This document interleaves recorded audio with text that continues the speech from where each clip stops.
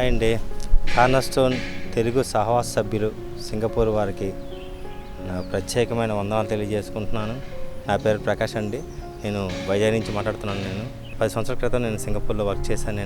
సింగపూర్లో నేను అక్కడ ముగించుకొని మళ్ళీ ఇండియా వచ్చినాక ఏం చేద్దామా ఏంటనేసి నేను ఆలోచిస్తున్నప్పుడు నాకేంటంటే ఇక్కడ చూస్తున్న ఈ బైబిల్ కాలేజీలో నాకు ఒక జాబ్ని దేవుడు ఏర్పాటు చేశాడు. ఇందులో మెయింటెనెన్స్గా నేను పనిచేస్తాను.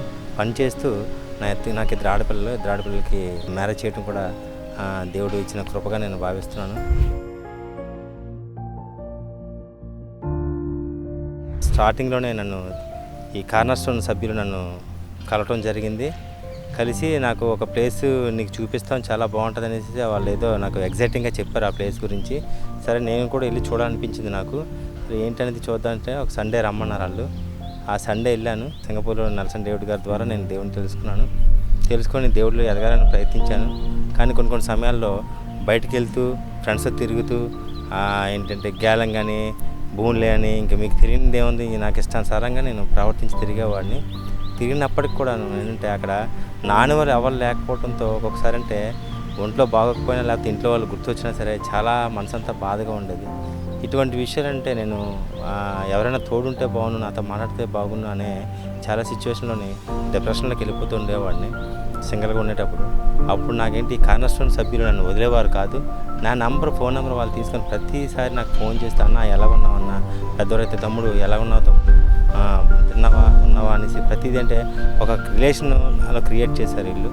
అంటే ఈ దేవుని తెలుసుకుంటే ఎంత ప్రేమ ఉంటుంది అనేసి ఆ విషయం అంతవరకు నాకు తెలియదు.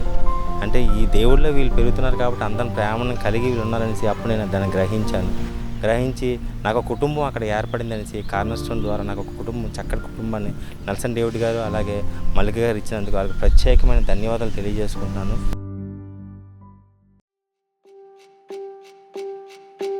నేను షిప్ యార్డ్లో చేస్తున్నప్పుడు ఆ పైన స్కఫోల్డింగ్ మీద నేను చాలా హైట్లో చేస్తాను.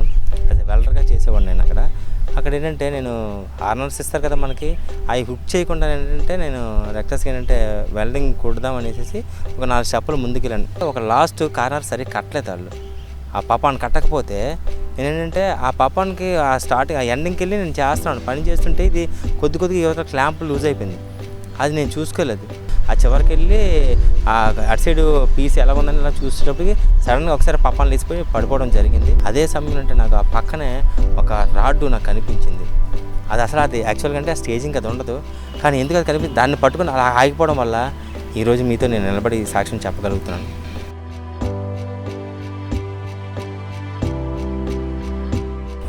చర్చిలో అయితే ఆ సహవాసంలోని పాటలు పాడడానికి ఎంతో ఆసక్తి ఉండేది.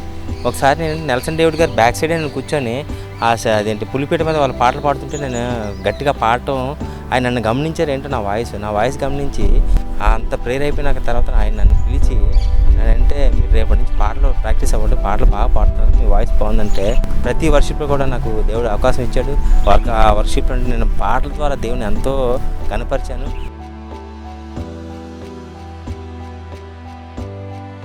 ఇక్కడికి వచ్చిన తర్వాత 2 సంవత్సరాలు అయిపోయినాక సరే మేము కార్నర్స్టోన్ నుంచి విడిపోలేదు. నేను ఏ సంఘానికి వెళ్ళినా లేకపోతే ఏ చర్చికి వెళ్ళినా కానీ ఇది ఒక కుటుంబం. నేను మర్చిపోయినది వీళ్ళు నన్ను మర్చిపోవట్లేదు.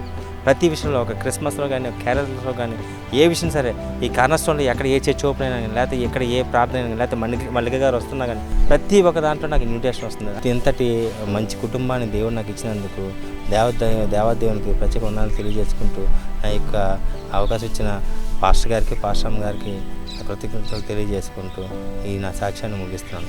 సెలవు.